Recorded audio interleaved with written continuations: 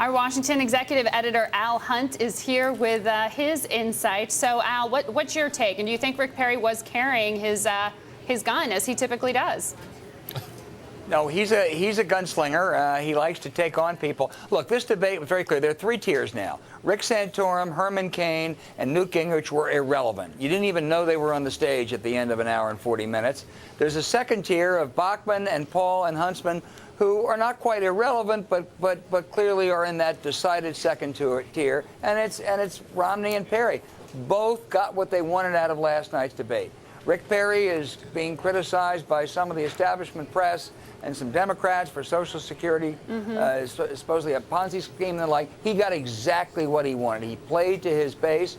And Mitt Romney stood toe-to-toe and did fine. Great general election strategy for Romney. Got to get there first. Al, I want to ask you something that I know Danny Blanchflower is fired up about, and this is that debate over stimulus. You actually had Rick Perry say during the debate last night, what we've seen is Keynesian economics is done. That's what Obama has proved. And I know Danny strongly disagrees, but how is the president going to make the argument tonight as well for more stimulus when you have people out there campaigning on the fact they say the first round didn't do anything to create jobs? Well, it's interesting. Almost every single serious study or analysis says that that's wrong, that the stimulus, whatever its imperfections, did create jobs. We would have had a 10, 11% unemployment rate without it. It's discernible. Could we have done it better? Should have been higher? That's arguable. However, I think in the public domain, the public dialogue, the Republicans have clearly won that debate. I don't think factually they're right. But I think as far as the politics are concerned, most Americans think the stimulus did not work. I would predict tonight that the S word will not be uttered by Barack Obama. But presumably tonight the big deal is going to be payroll tax cuts. And the president's going to say, I'm for payroll tax cuts. Republicans, you've argued for this in the past. Support me. Have I got that about right? And then what's the reaction?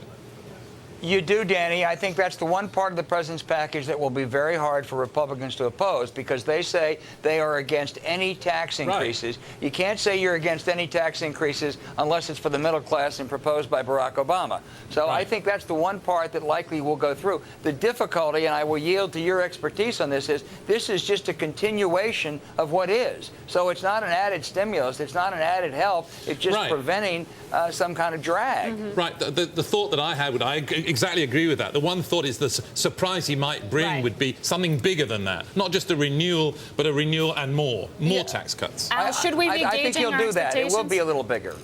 It will be bigger. Margaret, should we be what? How should we be adjusting our expectations? You do think it'll be bigger than $300 billion?